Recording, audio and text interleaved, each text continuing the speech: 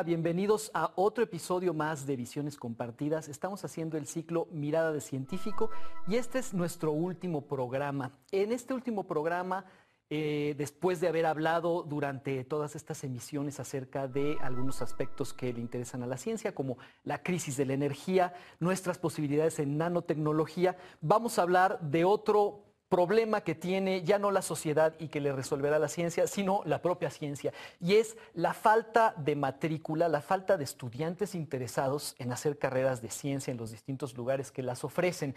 Este puede ser un problema para un país en desarrollo. Y para hablar de este problema está hoy como invitado aquí en Mirada de Científico, el doctor Manuel Gil Antón. Él es profesor del Centro de Estudios Sociológicos del Colegio de México y además es un experto en educación. Y vamos a hablar de este tema que vamos a formular en forma de pregunta. Y es, ¿será cierto que los estudiantes odian las ciencias? Acompáñenos en este programa.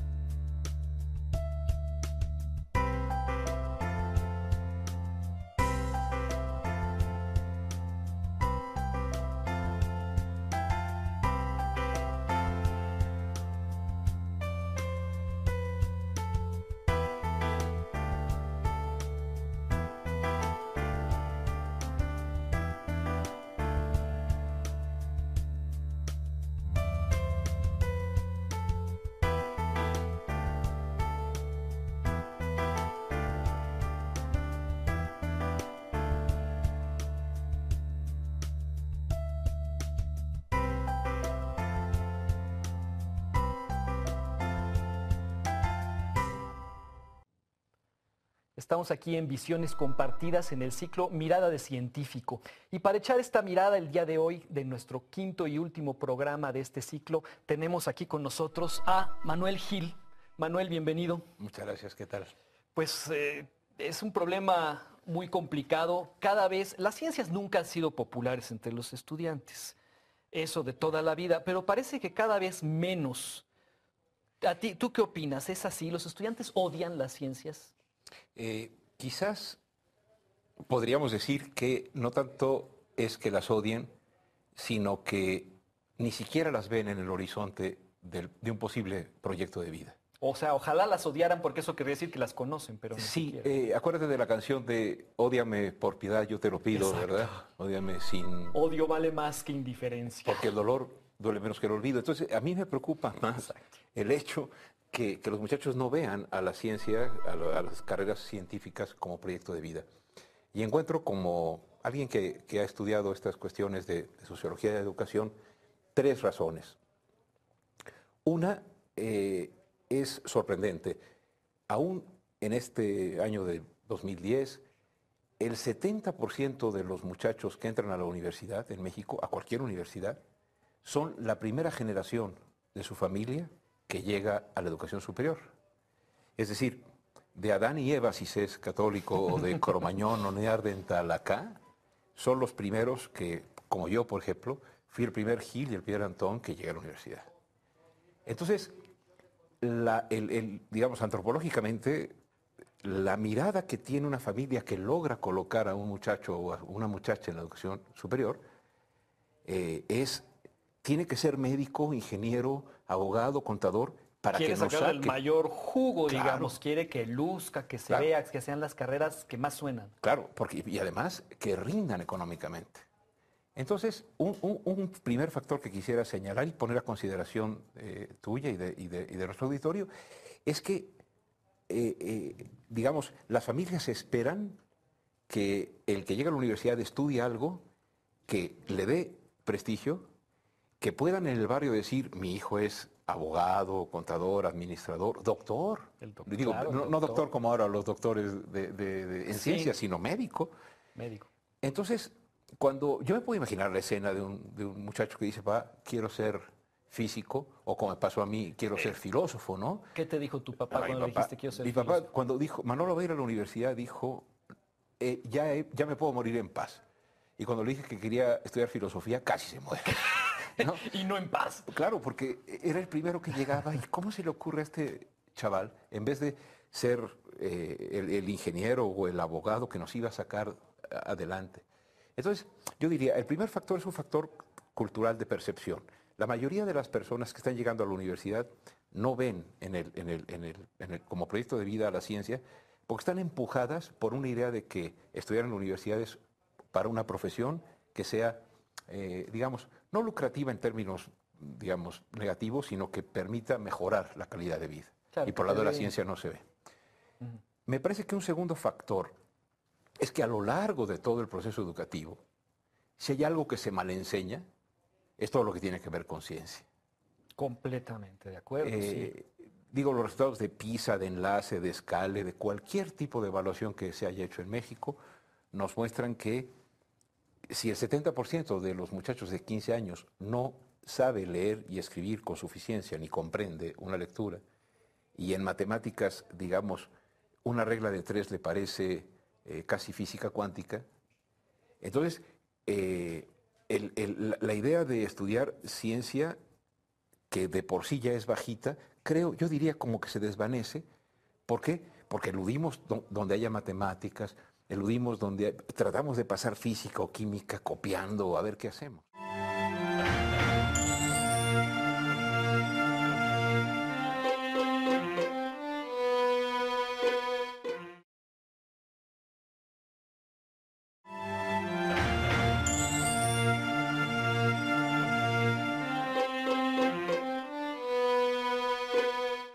Sí, eso es clásico, ¿no? Ay, yo era malísimo en matemáticas, yo era malísimo en física, qué bueno que ya se acabó la prepa porque nunca Claro. más. Ahora, eso, por qué será que se enseñan tan mal? Mira, yo soy también profesor y siendo físico, supongo que enseño la física de cierta manera, quizá con más cariño. ¿Será falta de cariño de quienes las enseñan? ¿Será falta de conocerla bien? ¿Será que ellos mismos las odian, estas materias? ¿Tú qué crees? Bueno, me parece que la mejor evidencia que tenemos en mi campo es que la preparación de los profesores para enseñar, ni siquiera para enseñar, para crear ambientes de aprendizaje en que estos conocimientos se valoren, está muy deteriorada. O sea, si el concurso de oposición para ser profesor es un examen de opción múltiple, ya con eso, o sea, Eso lo dice eso lo todo, dice ¿no? todo, ¿no? O sea, vamos a ver si usted es buen profesor. De estas 4 bolitas llene una. No, por favor, ¿no? Entonces yo creo que hay una pésima preparación de los profesores y también somos una cultura en general que no aprecia el conocimiento científico. ¿Por qué? Porque, y esta sería la tercera razón, porque el conocimiento científico no es, como en otras partes del mundo, un factor de desarrollo para el país, para la economía y para el progreso y el bienestar. Si pensamos en México, Sergio, ¿qué empresa está ávida de físicos? ¿Qué empresa está ávida de No, matemáticos? Bueno, claro, los actuarios por ahí se cuelan, algunos químicos están en los laboratorios, pero el quantum de conocimiento, el quantum, es decir, la cantidad necesaria para el desarrollo, digamos, del país en términos industriales, desarrollo tecnológico, etcétera, es muy chiquita. Entonces, core de los casos, el que estudia ciencia tiene como campo de desarrollo ser académico. Y para acabar de molar, los académicos, como no tenemos un plan de pensiones, nos pensamos retirar a los 120 años, si es es una buena posible. edad, sí. Entonces, está tapado el campo académico y no hay un requerimiento. Entonces, si juntamos las 3 cosas, tenemos una perspectiva social que no ve en la ciencia proyecto de vida, porque la desconoce, un terror derivado de una mala formación en los campos básicos de la ciencia, que serían una buena construcción lógico-matemática de ordenar el mundo. Y luego, un país que no estima como prestigioso el trabajo científico. El clásico refrán de mi abuelo: Venga. el que sabe hace, el que no sabe enseña. Ah, sí, ese lo decía incluso un matemático famoso, Hardy, que cuando escribió un libro decía, eso es, enseñar es Claro. para mentes de... En este caso yo lo cambiaría, ¿no? El que sabe tiene una profesión. El que no sabe, pues se dedica a esas cosas de pensar. Claro. Y- Sí, y- sí, sí, y- ¿cuántas y- veces no hemos oído, ¿no? Las Sí. profesiones serias y los científicos, ¿no? Sí. Yo he oído eso. Yo, Sí. yo creo que por ahí encontraría una pista. En todo esto, como yo considero que lo que hago yo también es científico en el sentido de que es un conocimiento riguroso, la evidencia que tenemos, las entrevistas que hemos hecho, los cuestionarios, los estudios, hacen ver que conforme no eres pionero en la educación, sino heredero porque tus padres o tus abuelos ya lo fueron, el espectro de alternativas se abre e incluyes la ciencia, la música, la gastronomía. Pero si eres pionero, o sea, si eres el primero, a veces no de la casa, sino del pueblo, que Que llega a va, la UNAM, a la claro. UAM o a la Universidad de Guanajuato, decir que quieres ser físico o que quieres estudiar biología, Es como matar a tu abuelita, pues. sí, vamos, no cabe, causa tensión y no se busca, no se entiende que eso es un proyecto de vida. Es lamentable porque entonces la ciencia en México no se convierte en algo que entusiasme. A mí me preocupa mucho que la ciencia sea algo aterrador, Sí. y eso lo dice tu pregunta. ¿Será que los muchachos odian a la ciencia?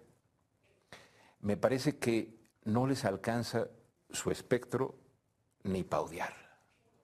Y eso es terrible porque además, digo, yo creo que tiene que ver lo que tú dices de que no se aprecia la ciencia, viene desde los niveles más altos. Este no es un país donde se considere a los niveles más altos de la toma de decisiones que la ciencia influye. Y también es muy posible que las mismas autoridades tampoco perciban a la ciencia en su radar. Lo hemos visto en casos como cuando, no sé, se le manda un video de luces extrañas en el cielo, en lugar de mandarse al Instituto de Astronomía, se le manda a un charlatán de la televisión, lo cual demuestra que las autoridades ni siquiera tampoco tienen registrado en su radar a la ciencia. ¿Y esto por Y qué? quizás, Sergio, es un problema que es agudo en México, pero también es mundial.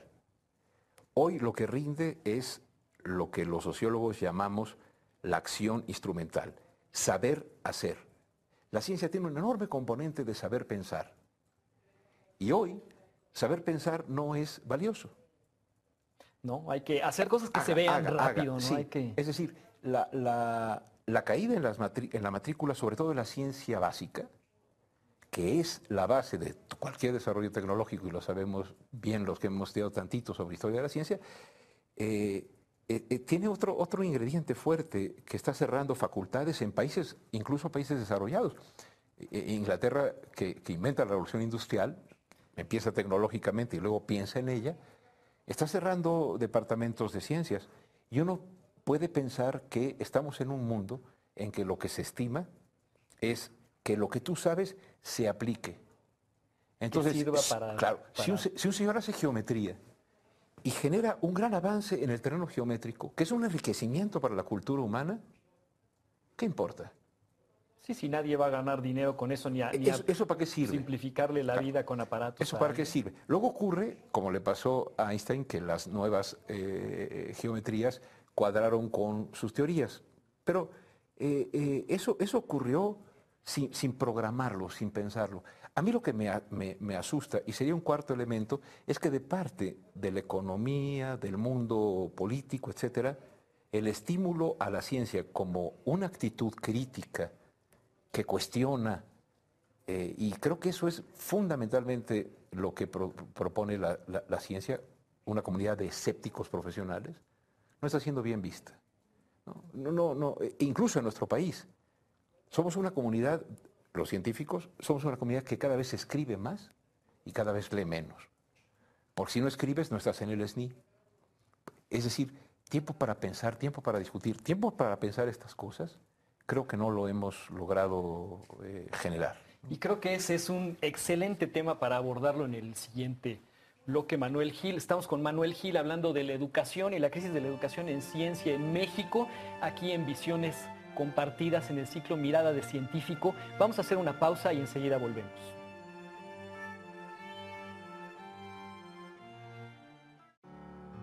Múltiples retos intelectuales se vislumbran en el horizonte científico de este siglo. Estamos ante el advenimiento de tendencias de la ciencia que exploran nuevas alternativas y enfoques novedosos y creativos.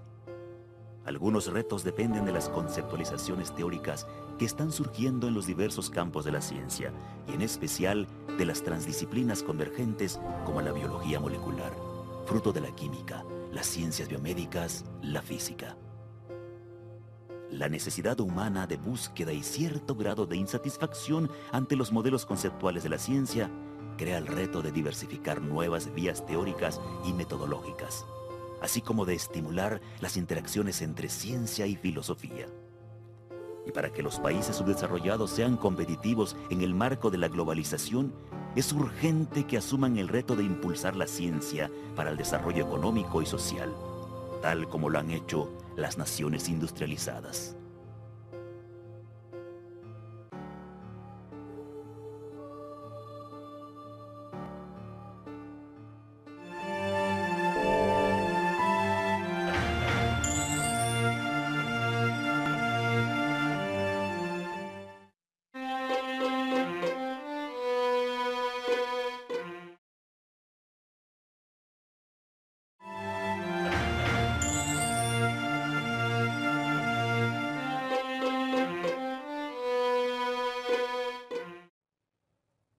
Seguimos en Visiones Compartidas. Este es el ciclo Mirada de Científico, presentado por la Dirección General de Televisión Educativa y la Sociedad Mexicana para la Divulgación de la Ciencia y la Técnica.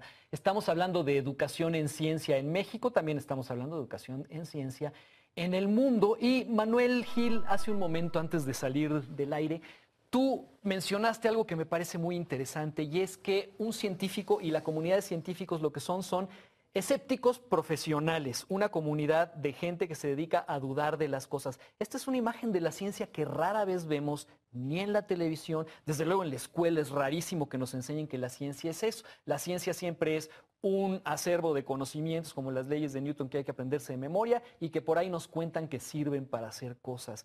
Pero en realidad para los científicos la ciencia no es esto, la ciencia es una actitud, ¿no?, que consiste en eso. ¿En qué consiste exactamente? En los estudios que conozco y en los que he participado, se pueden distinguir cosas. Y yo lo he aprendido mucho con los colegas que hacen, como tú, divulgación de la ciencia, y que me parece fundamental. Una cosa es periodismo científico y otra cosa es divulgación de la ciencia. Se lo pregunté un día, entre otros, a Juanjo Ribaud, cuya memoria quiero traer a cuento, ¿no? Un extraordinario divulgador y excelente persona. Y me dijo, a ver, Gallego, porque me trataba como él era matemático y yo sociólogo, pues hombre, siempre los matemáticos son más. Los matemáticos son más, ni modo. Ni modo, ¿no? Además, con toda razón, yo me quedé en el binomio cuadrado perfecto y no pasé de ahí. Pero Juanjo, con muy buena disposición, me dijo, mira, periodismo científico es cuando tú informas algún avance científico. Divulgar la ciencia es divulgar la actitud científica. De acuerdo. Y entonces, a mí me hizo pensar mucho eso, y entonces creo que no solamente tenemos un problema cuando baja la matrícula de estudiantes que se asocian como proyecto de vida al desarrollo de la ciencia, sino cuando, en general, la sociedad no aprecia el valor fundamental de la ciencia.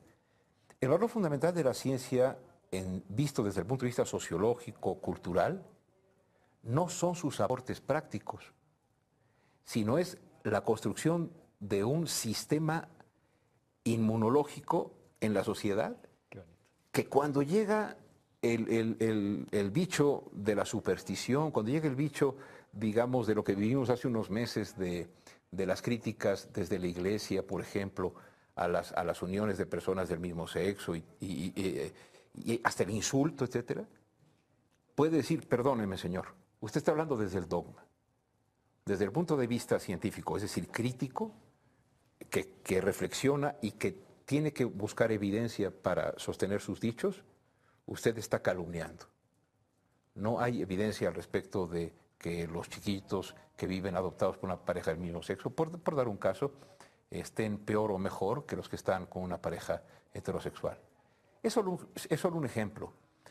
Un país en el cual no hay desarrollo científico, impulso por las vocaciones científicas, respeto de las autoridades educativas por la ciencia y de las autoridades gubernamentales ni de la economía, lo que está haciendo es cercenar lo que la ciencia, creo, la ciencia moderna fundó, y es atreverse a dudar, atreverse a preguntar. Ahora, ¿será que como cultura no apreciamos a la gente que nos dice, que duda que pone en duda nuestros conocimientos y nuestras creencias? ¿Será que no nos gusta que nos digan, bueno, ¿estás seguro de eso? Que es lo que hace la ciencia todo el tiempo, ¿no? Yo no veo en las autoridades de ningún tipo, ni religiosas ni políticas, una voluntad de dejarse criticar. Y la ciencia es lo que hace principalmente. ¿Será que Claro. no nos gusta? No, no nos gusta. Tenemos una cultura autoritaria. Cuando cambió el régimen en el sentido de que hubo otras personas, otro partido en la Casa de Gobierno, en Los Pinos, pensamos que cambiaba todo. Y hay un día en que hay que aceptar todos que teníamos un priista dentro. Y el priista dentro es un señor autoritario que lo que menos soporta es la crítica. Claro. ¿Por qué? Porque la crítica lo que hace es decir, tu percepción de que eres Dios no se sostiene. Y porque además la crítica, y esto es algo muy bonito, la ciencia es uno de tantos, pero uno de los caminos privilegiados para construir ciudadanos. Elabora sobre eso porque me parece Sí. un tema muy interesante. Es fantástico.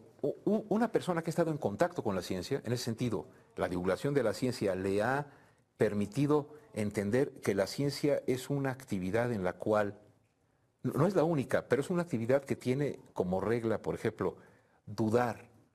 Y que siguiendo a Octavio Paz o siguiendo las Descartes, dice, aprender a dudar es aprender a pensar. ¿Será que la Tierra está al centro o es el Sol y tienes es decir, el que se atrevió a pensar que no salía el Sol y se metía, sino que nosotros estábamos girando?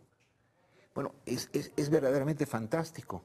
¿Por qué? Porque así como propuso revolución en términos de lo que ocurría con el movimiento aparente del Sol, el que critica y dice, bueno, ¿y por qué nosotros vamos a aceptar este tipo, por ejemplo, de diputados? Claro. ¿O Sí, por qué? Porque el señor diputado lo diga, tiene que ser. Exactamente. O porque es decir, el autoritarismo es parte de nuestra forma de ver el mundo y entonces hay que pelear con nosotros mismos porque tampoco nos gusta que nos critiquen.